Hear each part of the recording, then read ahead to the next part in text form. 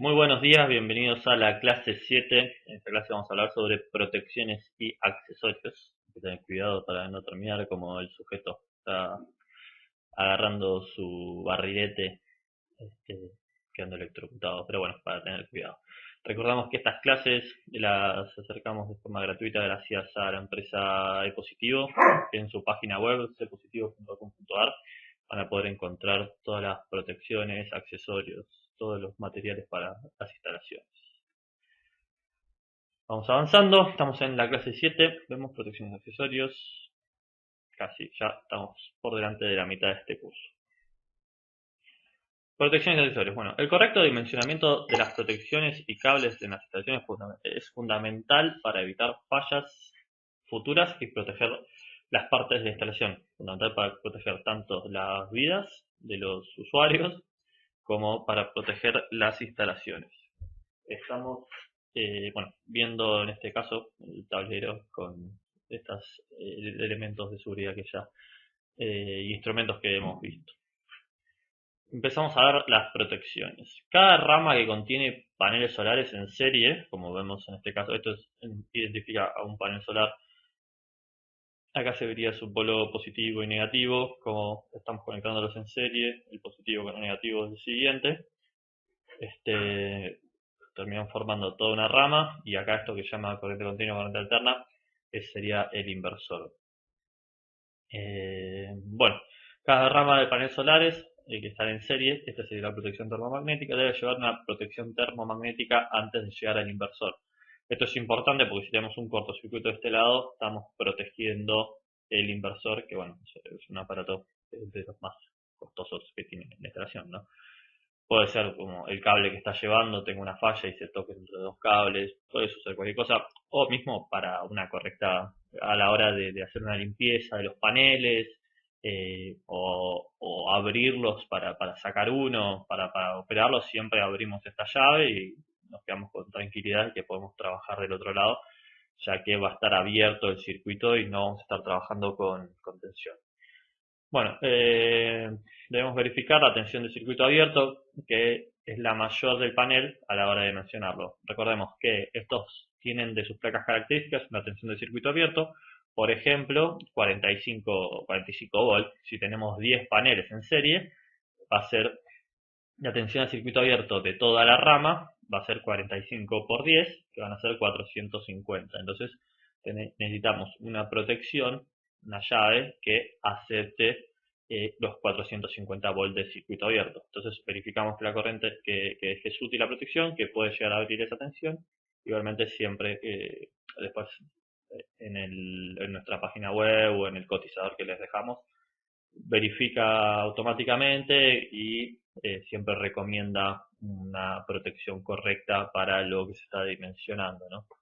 Pero bueno, es importante saber que esta protección de corriente continua son distintas. Las térmicas, estas son llaves térmicas. Vemos que acá tiene el polo positivo y negativo. Esta es una propiedad de corriente continua. Hay que, siempre que se pueda, intentar usar protecciones termomagnéticas de corriente continua para corriente continua y de corriente alterna para corriente alterna, ya que por su naturaleza son distintas y necesitamos que las protecciones estén aptas para cortar cada una de las corrientes. Acá tenemos un ejemplo, un panel de 46,4 volts, vemos estas características, buscamos la tensión a circuito abierto, open circuit, en 46,4. Vemos que es mayor la de circuito abierto que la de máxima potencia, o sea, la máxima tensión del panel posible siempre va a ser la de circuito abierto. Una corriente de cortocircuito de 9,5 amperes. Recuerden que habíamos visto estas dos y van a ser las que nos dimensionen.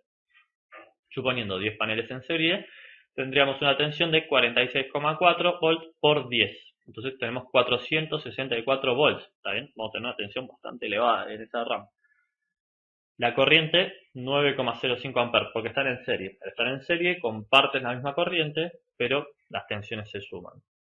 Debemos colocar una protección que proteja, valga la redundancia, valores superiores a los calculados, por ejemplo, una térmica de corriente continua con una tensión nominal de 800 volts. 800 volts es superior a los 446, 464, entonces es apta.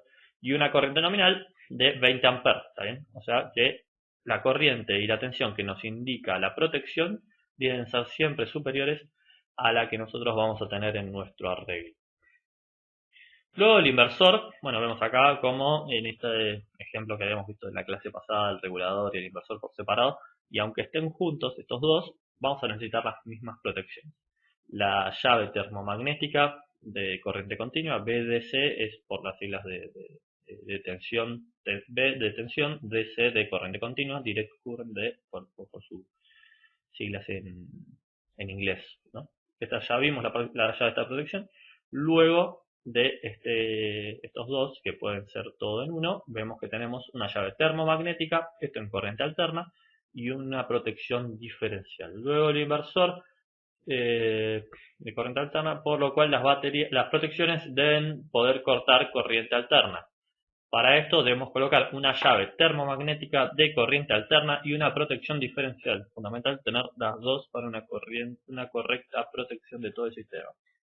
Estas podrán ser monofásicas o trifásicas según el inverter, o sea, según el inversor, si es monofásico o trifásico. De este lado vamos a tener llaves monofásicas o trifásicas, también dependiendo de las casas. Recordamos, si tenemos una casa grande en general con varias cargas, o una instalación grande, una fábrica, un comercio grande, suelen tener instalaciones trifásicas, con lo cual hay tres fases. Vamos a ver luego qué pasa si nos conviene uno u otro y por qué elegir uno u otro. Pero bueno, es importante quedarnos con esto en la cabeza, que las llaves pueden ser trifásicas o monofásicas según lo que sea la instalación. Avanzando, de la misma forma, debemos verificar que la corriente que pueden cortar tanto las llaves termomagnéticas como las diferenciales sean altas. Por ejemplo, tenemos un inverter monofásico de 3 kW. Para alcanzar los 3 kW con un inversor monofásico, la corriente que circulará, esto lo que hace es, hay que dividir 3 kW dividido 220, nos da la corriente. La corriente que circulará será de 13,6 amperes. ¿Está bien? Con lo que debemos colocar una protección que soporte al menos esta corriente. Si sabemos que van a circular un inversor monofásico de 3 kW, el máximo que nos va a dar van a ser 3 kW. Entonces, el máximo de corriente que va a circular van a ser 13,6 amperes. Por esto es que colocaremos llaves que soporten 20 amperes. Con 20 amperes estamos correctos, ya que 20 amperes es superior a la corriente que circulará por el equipo. Recordamos, buscamos que lo que soporta la protección sea superior a lo que va a circular. Porque, bueno, ¿qué pasa? Si es superior esto, si circulan, por ejemplo, 25 amperes, esta llave que es de 20 amperes va a cortarlo siempre. Entonces, no vamos a poder estar aprovechando la potencia que nos va a estar dando el equipo. Seguimos con las protecciones. Las protecciones antes mencionadas deben incluirse siempre, esto es siempre, en todo tipo de instalación. Las siguientes protecciones, bueno, una pequeña salvedad: si es una instalación de corriente continua, no vamos a tener esta parte de corriente alterna. ¿Está bien? Vamos a tener solo la llave de corriente continua. Bueno, las siguientes protecciones a veces están incorporadas dentro de lo que es el inverter, el inversor. Los inversores que son todo en uno ya tienen esta protección, que se llama protección de sobretensión. En caso de no tener incorporado en el inverter, es recomendable agregar una protección que derive posibles sobretensiones ocasionadas, por ejemplo, por una descarga atmosférica. Hay una descarga atmosférica sobre nuestra instalación, viene una sobretensión y este equipo lo que hace es, se coloca una derivación de lo que son los cables del positivo y el negativo, y abajo tenemos solo una salida que va hacia la tierra. Entonces lo que hace, viene la sobretensión por las líneas de positivo y negativo y descarga esa sobretensión a tierra antes de que llegue al inversor y nos queme la instalación. Protección anti-isla. Esto es lo que hablábamos de que los inversores on-grid, o sea, conectados a la red, no dejan de entregar energía cuando están conectados, cuando se corta la red eléctrica. Para prevenir lo que se llama una isla, porque si se corta la red eléctrica, las instalaciones, la casa, lo que sea, pasa a estar en isla, se llama, porque está solo, no está alimentado de la red eléctrica. Para prevenir que los inversores híbridos y on-grid inyecten energía mientras la red eléctrica se encuentra fuera de servicio, se tienen estas protecciones que abren el circuito y dejan de inyectar para evitar posibles accidentes en los operarios que trabajan en la restitución de la red. El inversor híbrido permite accionar una protección que esté por fuera, que corta la energía se abre de la red y empieza a funcionar solo, porque además tienen sus baterías para funcionar. Los on-grid no tienen ese accionamiento exterior, entonces lo que hacen es, listo, detectan que se cortó la red eléctrica, entonces dejan de generar energía, dejan de inyectar su energía en la red, dejan de entregar. Es importante tener un correcto dimensionamiento de los cables de corriente continua y de corriente alterna. ¿Está bien? Para esto nos debemos ayudar de esta fórmula. Recordemos que no hace falta a veces tener todos estos conceptos perfectamente en nuestra cabeza ni saber calcularlos, ya que tenemos cotizadores que nos funcionan y nos dan las pautas de lo que, según los parámetros básicos que vamos a ver más adelante, nos pueden calcular lo que necesitamos. Pero bueno, es importante saber que la sección del cable va a depender de la longitud que tengamos del conductor, la corriente que se va a atravesar y la caída de tensión admisible. ¿Está bien? O sea, yo tengo una batería de 12 volts, en la batería no puedo aceptar que desde la batería hasta el inversor se me caiga un 10% de la tensión porque es un montón.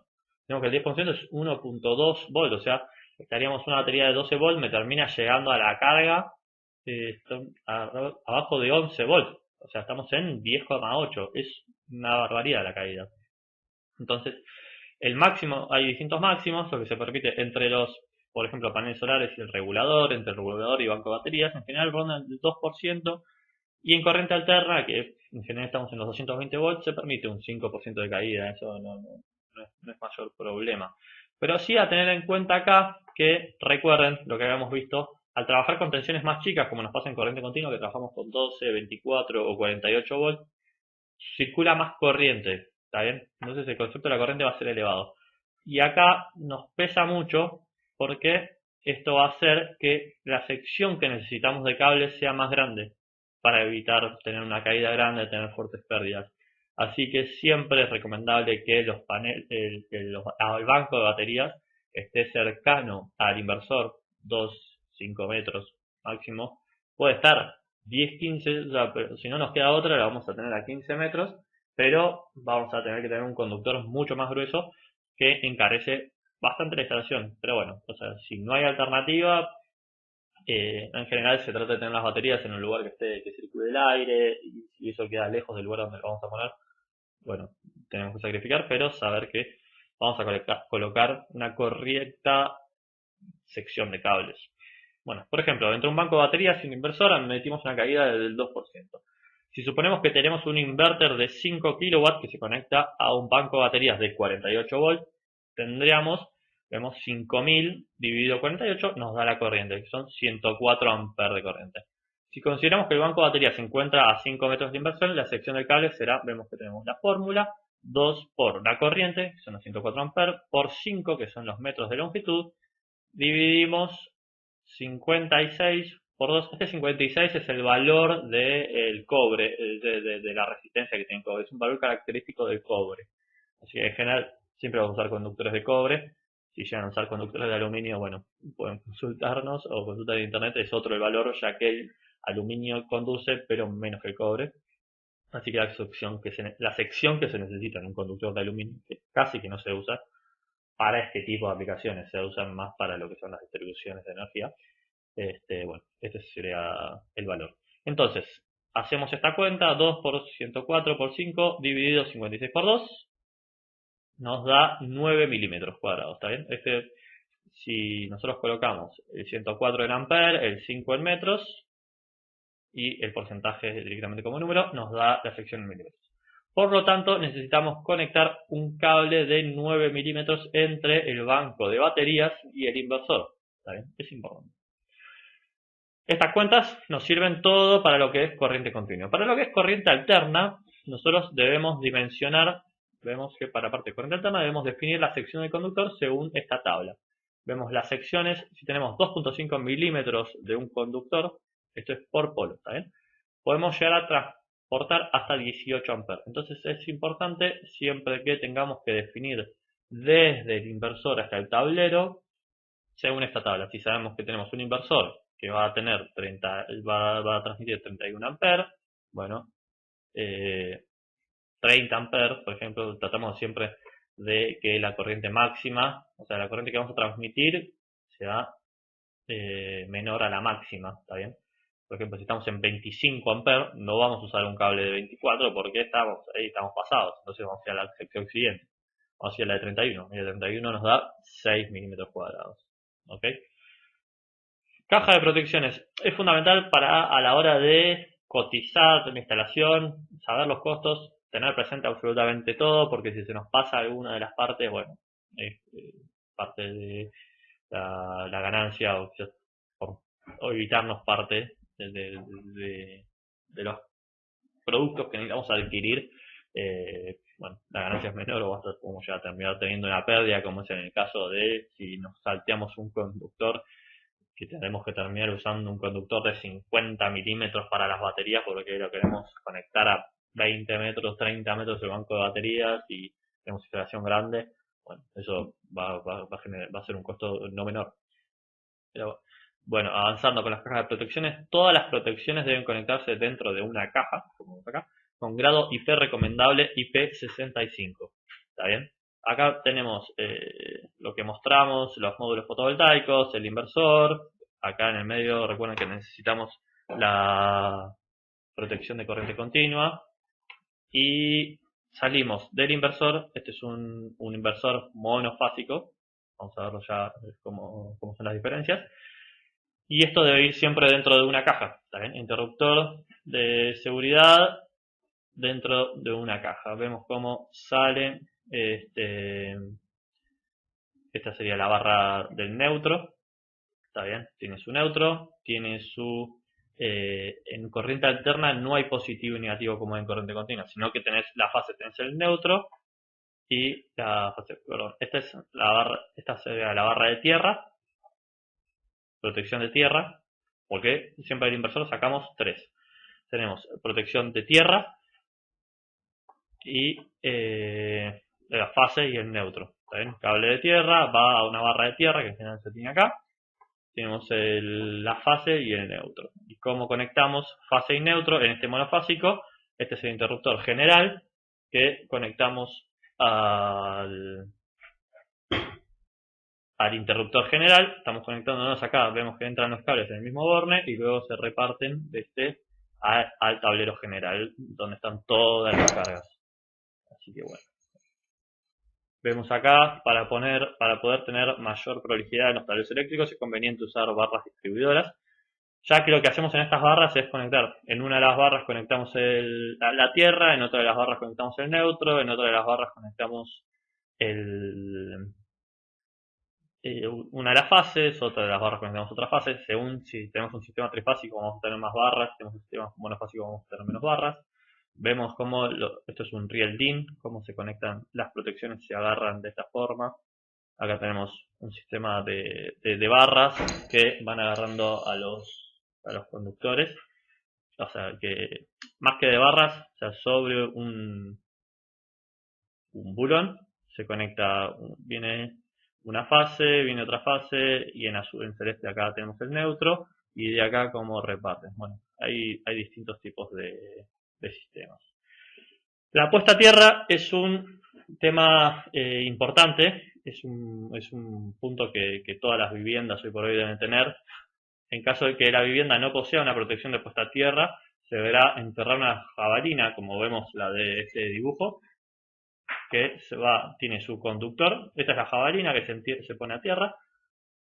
Tiene una conexión entre el conductor y la tierra y el conductor propio que va a ir hacia la instalación. ¿Está bien? Entonces, como mínimo, debe tener una jabalina como el dibujo, con un conductor de tierra de por lo menos 4 milímetros. 4 milímetros debe ser la sección mínima que tenga. Esta puesta a tierra, los inverter, que son todo en uno, no funcionan si no tienen la puesta a tierra. Es obligatorio que las tengan y deben estar, bueno, siempre conectadas. Además, es recomendable que los marcos de los paneles solares, si ven en la parte de atrás, tienen un loguito de tierra, como se ve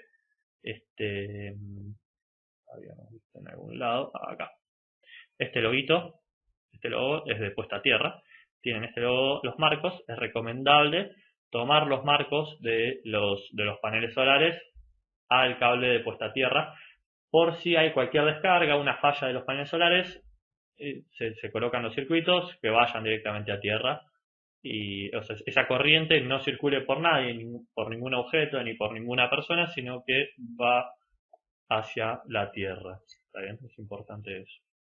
Bueno, muchas gracias por escuchar esta clase y recuerden completar el cuestionario al finalizar la clase para poder tener este seguimiento y obtener el certificado que brinda la empresa luego de finalizado el curso y aprobado todos los exámenes. Muchas gracias.